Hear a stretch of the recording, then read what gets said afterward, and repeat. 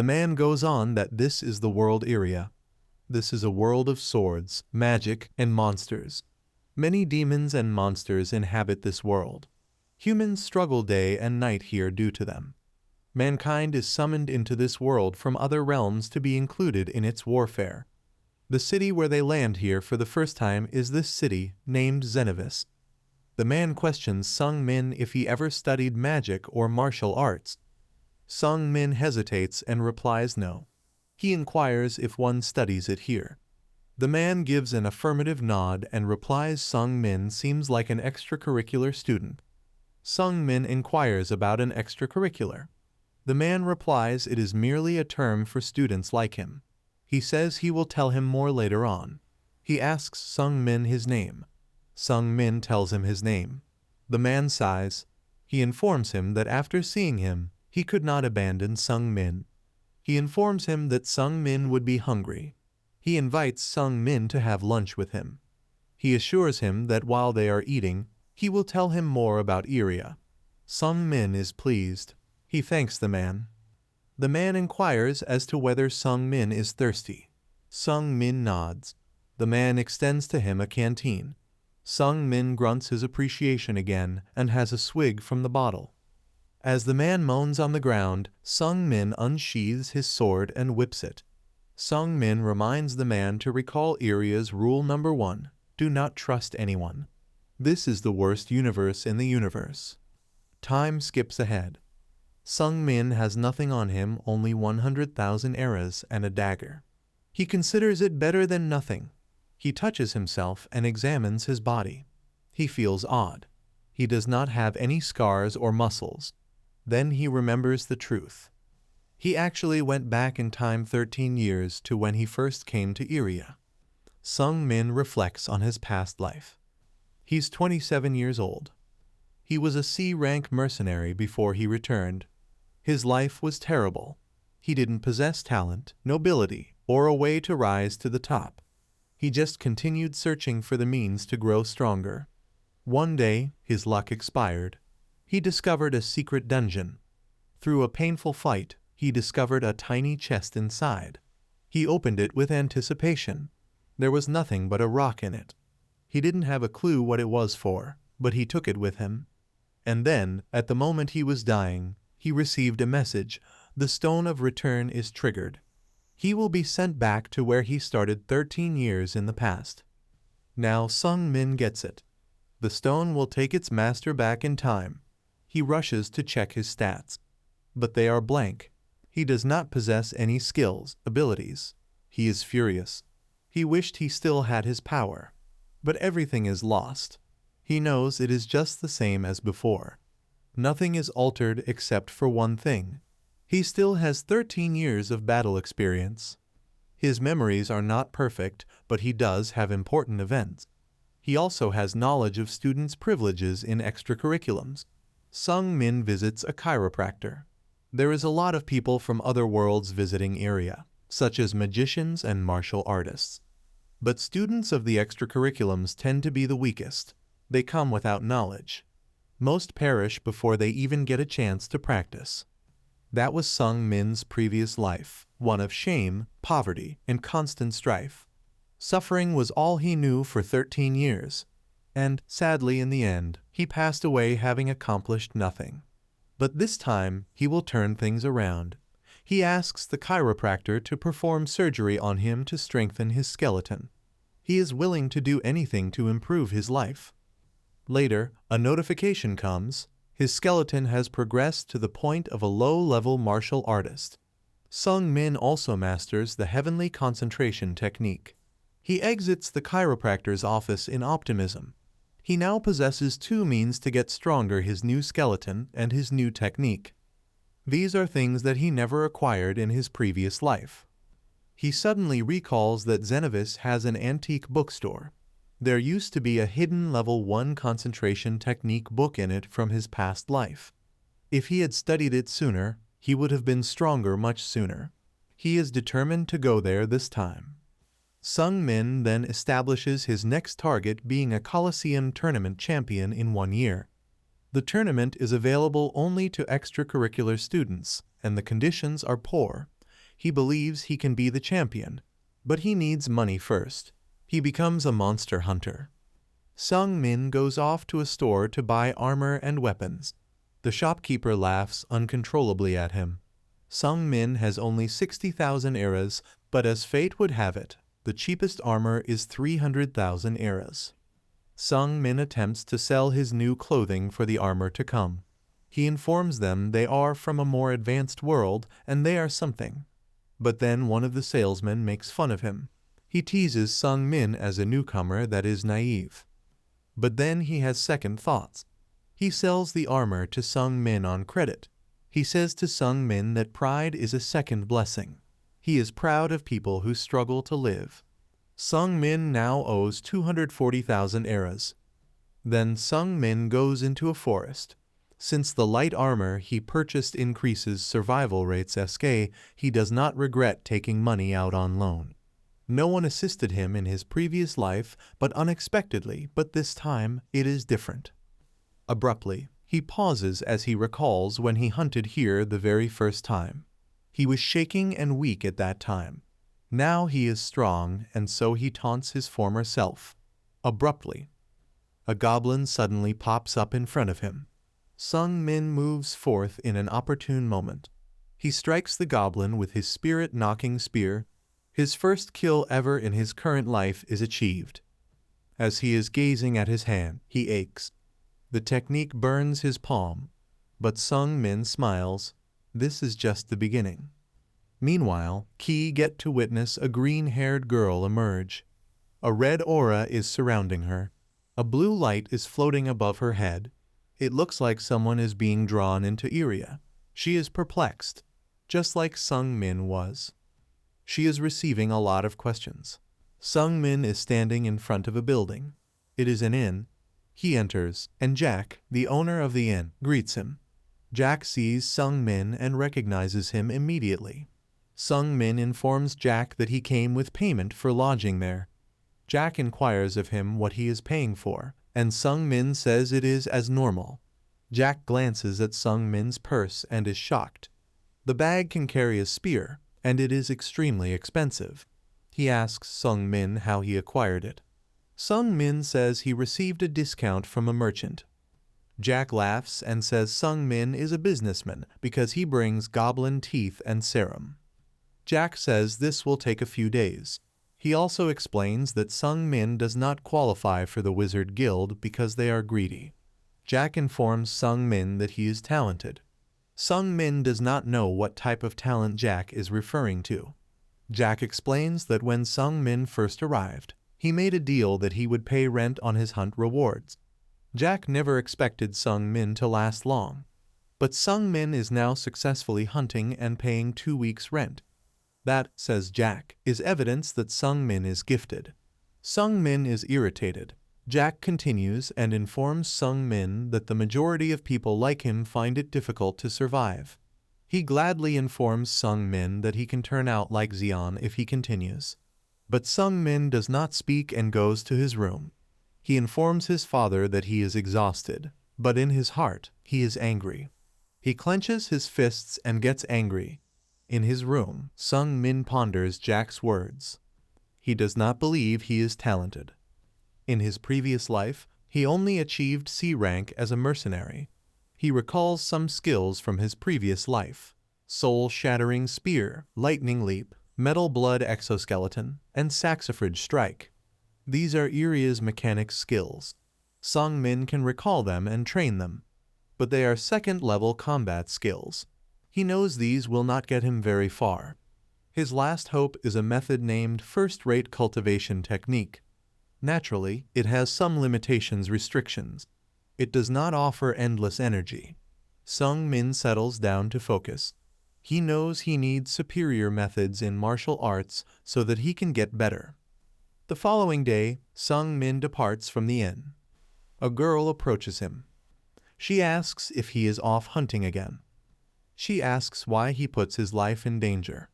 Lula is Jack's daughter. Sung Min says he is an outsider and it is his sole income. Lula asks why he does not get a regular job. She provides an example and says that her dad, Jack, would take care of him. Sung Min declines because he explains that he does not know how to cook or clean. Lula justifies that it is safer to be an innkeeper than to risk his life every day. Sung Min smiles and walks away. He is happy she loves him. But he still leaves and assures that he will return for lunch. Sung Min recalls living like that earlier. In his previous life, he would copy others and follow them. He is aware that he can live like this again but doesn't wish to do so. Because this time, he desires to achieve something else. He desires something which he always yearned for. Therefore, he decides that he will do anything to be successful in this life. Sung Min later hears the tolling of a bell. It is noon, and new faces are seen in the town square. Suddenly, a portal appears. A girl with green hair materializes. Sung Min initially thinks that she is a boy and concludes that she must be training in martial arts. They seem to be of the same age. The girl seems lost. Sung Min realizes that the local bandits will apprehend her acting suspiciously. Bandits show up a little later in front of the girl. Sung Min looks but departs. He stumbles upon a man suddenly. He is a tall guy with a lip scar. The man is furious and tells Sung Min he has fractured his collarbone. The bandit punches Sung Min with a strong hand and forces him onto the ground. People passing by observe but don't intervene. The bandit reassures him. He tells Sung Min that he has to be punished. He demands money. Spectators who were around leave hastily. More bandits come along with Hyung. Sung Min thinks that he is cursed. He is aware that these men are gang members. Hyung's punch is weak, but he is a good fighter. Sung Min is aware that Hyung is a third-grade hand-to-hand combatist. This is the worst ranking, but something anyway. Sung Min himself has not even arrived at that point. He knows he cannot defeat the others alone. The neighbor's officials do not pay attention to foreigners, so no one will assist him. Suddenly, Sung Min shouts at the green-haired girl. He warns her not to drink the water because it contains paralysis poison. The girl suddenly stiffens, but Sung Min does not know if she is able to fight. But he thinks that because she is a Murim, she must possess some power. The girl starts pouring water on the ground. In the meantime, we see Hyung becoming angry. Hyung informs Sung Min that he appears to be good but behaves dishonorably. One of Hyung's men says perverted nobles will be able to purchase the girl. Hyung kicks Sung Min on his knee. Sung Min knows he can't let that happen. He dodged with lightning leap. Then he elbowed with the metal blood exoskeleton attack. He punched Hyung's side. The other bandits are shocked. Sung Min continues to attack and uses the saxifrage strike technique. But Hyung doesn't fall. Instead, he laughs. Sung Min finds out that Hyung's defense is strong. As his body is short and strength is low, Sung Min understands that he cannot win against Hyung. Another bandit suddenly weeps. Town guards are on their way. The bandits choose to withdraw. The green-haired girl glances at Sung Min. She appears to be impressed by his resolve. Sung Min understands that his fists will not do. He pulls out his spear. But Sung Min is not yet ready to fight because the girl suddenly halts him. She instructs him to repeat the words he had uttered earlier. Sung Min is taken aback. Hyung gets to reply before he is attacked again. The girl softly taps his fist. Hyung is pushed back and bumps against his companions. The girl highlights that the bandit lacks a sense of what he belongs to. Sung Min is surprised. The girl employed a palm strike infused with spiritual energy. It is neither second-class nor first-class hand-to-hand fighting technique. Sung Min understands that she is a master. He doesn't believe so. She is the same age as him and was called up only a short while before him. He then notices she is a junior sky demon, Wiji Hoyon, and that she belongs to the cult of the heavenly demon. The cult of the heavenly demon is all about power over else. Leaders are the strongest of all. Sung Min is worried. Yon tells her that she is 13 years old. Sung Min is shocked. He is just a year younger than him. Yon tells him he wants to be near Iria since it is not like her world. He asks him if there is a sky demon cult in this world. Sung Min tells him that there isn't. Yeon smiles and then turns serious.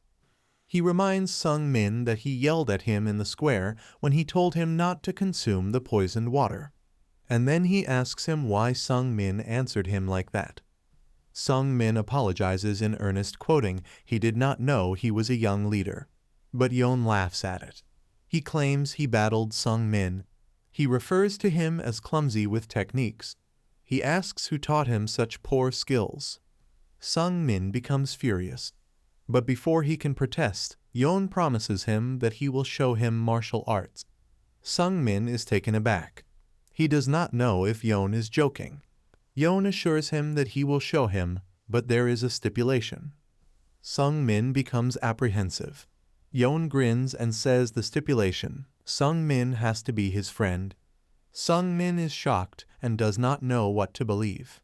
We go back in time and see Yeon talking to his dad. Yeon desires a friend. His dad is amazed and inquires of him whom he has learned this from. Yeon gestures toward a book and claims that he read it here. The book is quoted as saying, "With a friend, no trouble is too big." Yeon's father agrees, but states that this is just for ordinary people, not him. Yeon will learn to become a ruler and have lots of demon warriors to command in the future. His father, Wiji Hak, is the leader of the Sky Demon cult. He shouts that a king doesn't need friends. He should learn martial arts himself instead. He instructs Yeon to cease reading worthless books. Yeon gets angry and leaves. Hak stands by and sees his son go away and contemplates his authority. Although his son is merely 10 years old, he is very strong. Hak knows his son to be strong, but also fears it. He worries about the future. We are returned to the present. Yeon invites Sung Min to be friends with him. Yeon is the heavenly demon cult's son and was always taken care of by other people. He trained since childhood and never had the time to have friends. Sung Min is perplexed and inquires as to why Yeon picked him. Yeon queries Sung Min as to whether he does not get along with people of the same age as him. Sung Min is surprised but welcomes Yeon with a handshake. Yeon smiles and introduces Sung Min as his friend. Sung Min is bewildered as he is actually 27 years old, but he is befriending a 13-year-old. Yeon makes good on his promise and starts training Sung Min in martial arts. He instructs him in the Path of the Violet Dawn. It is a technique developed by a nonconformist demon cult. Its energy is purple. Sung Min believed Yeon would teach him Sky Demon martial art. However, Yeon elucidates that only the heavenly demon and descendants can learn such skills. Or he assures the Violet Dawn approach is still very deadly. A month goes by. Sung Min works diligently and becomes stronger. Now he is about second or first class martial arts strength. This would have been a great accomplishment in his previous life. But Yeon isn't impressed. He tells Sung Min's teacher that Sung Min's teacher is the great Yeon, but he has only achieved this level. Yeon affirms Sung Min is untalented. Sung Min is upset but not going to argue. One day, while he is hunting, Sung Min sees something moving among the trees. Then, a giant orc leaps out and swings a bat at him. Sung Min dodges just in time. If he had been a fraction of a second slower, his head would have been smashed. Sung Min strikes fast. He strikes the orc with the spear and kills him. Sung Min is proud of himself. But Yeon glances at him and laughs. He would like to know why Sung Min is proud because he just killed one orc. Sung Min approaches the body of the dead orc and notices something unusual. Orcs don't exist over here. So how did an orc end up here? A man in a white robe suddenly appears. He praises Sung Min, saying that he is a fine warrior for his age. He says his name is Woo Hyeryung. The citizens of the capital all refer to him as the Orchid Sword. Sung Min inquires of Hyeryung what he wants. Hyeryung describes a larger issue about the orcs. Then we head to the city. There is a man named Du Sangryong who is also a little monkey who looks at Sung Min and inquires of Hyeryung why they need him. Hyeryung answers that Sung Min may be little, but he saw his skills in war, and he believes Sung Min will prove useful. There is also a man by the name of Wang Pei, or the Black Rain Dagger, who feels sympathetic towards Hyeryung. There is also a girl who claims to be Rainier, and she is a magic student at the Vela school. Rainier inquires of Sung Min whether he is aware of the mission they have for him. She continues that there is an orc tribe that camped outside the city. The orcs raid villages and travelers. Hyeryung tells them that the mercenary guild will reward the party that kills the orc camp with 20 million eras. Aside from the loot, the whole reward will be worth approximately 35 million eras. Sung Min asks them how they are going to divide the money. Hyeryung tells them that it will be divided among 5 individuals. Sung Min calculates that he will be making about 7 million eras if he signs up. It is a precious opportunity, but he is also curious as to whether or not he can believe them. Sung Min ponders and then signs up with them. Hyeryung smiles and assures Sung Min that he has made the right decision. With Sung Min, the work will be manageable. Sung Min appreciates Hyeryung's nice compliment. Sung Min then notices 2 men around him and asks about who they are. Hyeryung says that they are merely porters since they are nobody with no class. They work by carrying gear for payment. Hyeryung declares that they are not significant. This unsettles Sung Min. He does not like the way Hyeryung speaks of them, but he keeps silent. The group are ready to go. As they prepare, Sung Min observes Hyeryung. There is something in him that does not feel right. He smiles unnervingly, like he has something to hide. The group starts. Hyeryung takes the lead, and the porter comes behind. Sung Min asks Monkey how many orcs are within the camp as they move forward. Monkey answers that there are around 50, but they will only fight around 30 of them. He explains that it is because orcs walk slowly and clumsily. The battle will then be simple. If they were to surprise the orcs, they could easily kill them. Sung Min inquires about the plan. Hyeryung clarifies that they will be dividing into 2 groups. Hyeryung and Sung Min are in one group. Wang Pei, Monkey, and Lady Rainier are in the other group. Rainier will use magic of the wind to spread their scent everywhere throughout the forest. Orcs detest it when they have someone entering their lands, so they will emerge from the camp to fight. Monkey informs us that when the orcs arrive, Rainier will strike using battle magic. As Monkey and Sung Min will fire a flare to summon another group of orcs, this will divide the orcs into 2 packs and thus make them weaker. Sung Min believes the strategy is easy but reasonable. He enjoys setting traps, but they don't have time. They also don't have sufficient manpower to do so. Then after a while, Hyeryung notices a sign. He explains that they are close to orc lands and are going to be separating. He wishes all of them luck in combat. Sung Min turns his face and gazes at the porter. The porter is extremely tired. They have walked for half a day, and Sung Min knows that they have been walking for too long for an extracurricular student. He glances at the porter and recollects his previous life. He feels depressed because the porter reminds him of himself. Sung Min asks the porter his name. The porter replies that his name is Brass. Sung Min informs Brass that he does not know if he can save him when the fight begins. He offers Brass the option of staying or fleeing. Sung Min notices that Hyeryung does not listen to the porter. He has not even heard them talking. Brass says that he can't escape. Sung Min isn't shocked. He knows that if Brass does escape, the guild will punish him. Sung Min orders Brass to fight for his life. Hyeryung informs Sung Min that they have arrived. They were fortunate to avoid encountering any orc patrols. Hyeryung gestures toward a fence in the distance and indicates that it's the orc camp. Hyeryung also wishes to ignite the flare to lure the orcs, but Sung Min prevents him. He takes out a small pouch from his belt. Hyeryung sees the pouch and understands that it is a magic bag where one can store numerous objects.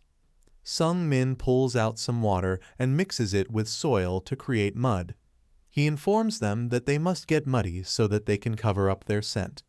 Hyeryung is amazed at Sung Min's ingenuity. He informs them that Sung Min is very smart for his age. Sung Min responds that he had a good instructor. Then, suddenly, a flare bursts in the air. The orcs notice it. Hyeryung thinks. He proposes to send the porter in advance as bait. The orcs will be concentrating on him, so it will be easy for them to attack from behind. Brass is frightened and shocked. Brass pleads with Hyeryung not to send him away to die. Hyeryung jests and tells him that he was just kidding. Sung Min is enraged, however, at Hyeryung's heartlessness. Sung Min comes forward and tells that he would go ahead of Brass. Brass's ears are not believing it. Hyeryung smiles and tells that he doesn't mind. A group of 13 orcs approaches them. The fight starts. Sung Min battles the orcs. He slays one, 12 remaining. He slays another, 11 remaining. He wonders whether he can succeed, but he keeps aside his skepticism and makes up his mind to fight as hard as he can. Sung Min suddenly recalls Brass. He does not know why he should feel anything for him. They are not friends. They are two frail human beings in an unsafe world. But something within Sung Min does not want to leave him. Sung Min recalls a lesson from his previous life. One of his teachers taught him that the powerful set the rules. In this world, power is correct, but Sung Min recalls this rule to be brutal and inhuman. He recalls his training with Yeon. His master taught him to always battle at a distance and preserve his spear. Sung Min concentrates. He performs level 3 soul-shattering spear attack and slays 2 orcs simultaneously. Then he executes lightning-splitting strike. The orcs at the periphery of the battlefield start fearing him. Hyeryung enters the fray and begins slaughtering orcs as well. Meanwhile, Brass is assaulted by an orc. Brass is afraid to move. He closes his eyes and allows the orc to attack him with the hope that it will kill him. But the orc is not allowed to attack Brass because Sung Min kills it.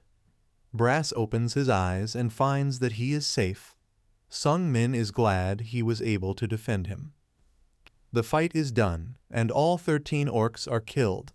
Hyeryung goes through the corpses and severs their ears. He counts them and verifies that they have killed 13 orcs. He puts the ears in a pouch to seal their triumph, then tosses the pouch to Porter Brass. The crew is ready to leave and meet their friends. As they march, Brass thanks Sung Min graciously and continues onward. Sung Min waits briefly before catching up. Monkey and the others wait meanwhile for Sung Min and Hyeryung to return. Monkey asks why they are so slow because the rest of the party already completed their orc kills. When Hyeryung and Sung Min show up, Monkey can see that they are dirty and asks what went on. Hyeryung laughs and explains that all went as planned, crediting Sung Min's assistance for it. He also forebodingly warns that the actual fight is only just starting. Something out of nowhere comes flying through the air. A dagger flies into Rainier, and she drops, bleeding. She spurts blood from her wound as she screams in agony. Monkey is dazed, not realizing what is going on. But Hyeryung is already on the move, whacking Monkey with his weapon. Sung Min moves in with a swift swing, batting Hyeryung's attack out of the way with his spear and slamming him back. Hyeryung orders Sung Min to get out of the way. Then Sung Min remembers something from his past life. He used to do part-time job as a porter long ago. On one day, he was carrying goods when he saw that there was a great crowd of people on the street. He stood still to look. There was someone next to him who informed him that they were executing a special criminal, a mercenary who had betrayed his members and taken all the rewards for himself. He was arrested and now punished. Sung Min glanced at the criminal who was being executed. Hyeryung was it. Now, in the current time, Sung Min battles Hyeryung. Hyeryung is amazed at how quickly Sung Min responded, as if he knew about this attack beforehand. Sung Min recalls Hyeryung's execution vividly. Although 13 years have already passed, he can never erase it from his memory. It was the first execution Sung Min ever saw. Hyeryung exhales and says that there is nothing to be done about it. He acknowledges that Sung-min is an excellent fighter since he witnessed his power when fighting orcs. However, Hyeryung still feels that he is the stronger one. Sung-min understands Hyeryung is a second-class warrior, whereas he is only third class and nearing second class. The skill difference is huge. Still, Sung-min is not afraid. He never loses hope since he is confident that he can read Hyeryung's actions. As Hyeryung swings his sword, Sung-min springs into action and strikes first with his spear. His strike lands, and Hyeryung leaps back. Hyeryung reaches his mouth and finds blood. He is still confident, but then his hands start shaking. Something's not right. At that time, Sung-min announces that he mixed a long-acting poison into the mud Hyeryung put on himself. The poison is not fatal because it did not enter his stomach, but it weakens the body. Hyeryung's hands are now too shaky to fight well. Sung-min warns him that in such a state, even a weaker opponent can overpower him. But before Sung-min can utter a word, Hyeryung makes a sudden attack on Brass and seizes him, holding his sword to the porter's throat. Sung-min is motionless with surprise, observing what Hyeryung is doing. Sung-min feels Brass likes him and thinks him to be weak. He feels Sung-min won't have an option but to let him off. Sung-min is surprised if Hyeryung actually believes taking a hostage will see him escape the situation. Sung-min attempts to go on, but Hyeryung reminds him that he'll kill Brass if he tries doing so. Sung-min reflects upon his mercenary past. He is wondering why he is assisting Brass at all. They are not friends. Brass is merely a pathetic porter. But then Sung-min catches sight of Hyeryung's deranged face and realizes that now is not the moment to be dwelling upon this. Sung-min is tired from fighting the orcs. If he were healthy enough, he might be able to attack Hyeryung before she attacks.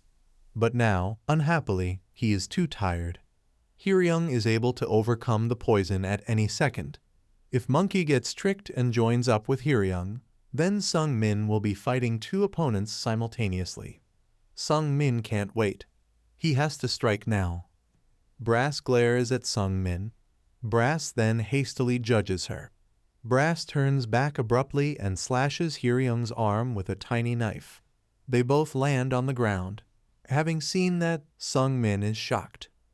Hyeryung is enraged because he cannot believe an extracurricular student would attack him. Enraged, Hyeryung thrusts his sword into Brass's body. Brass gasps and collapses. Meanwhile, we see Hyeryung smiles happily. Sung-min stands over Hyeryung, who is trapped under Brass's body. Hyeryung sees Sung-min and knows that he is in danger.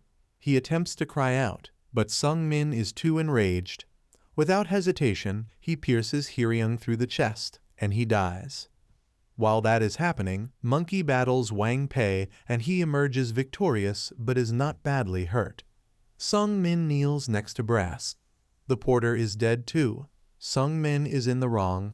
Brass had perished attempting to protect him. He stands there gazing at the two lifeless bodies of Brass and Hyeryung.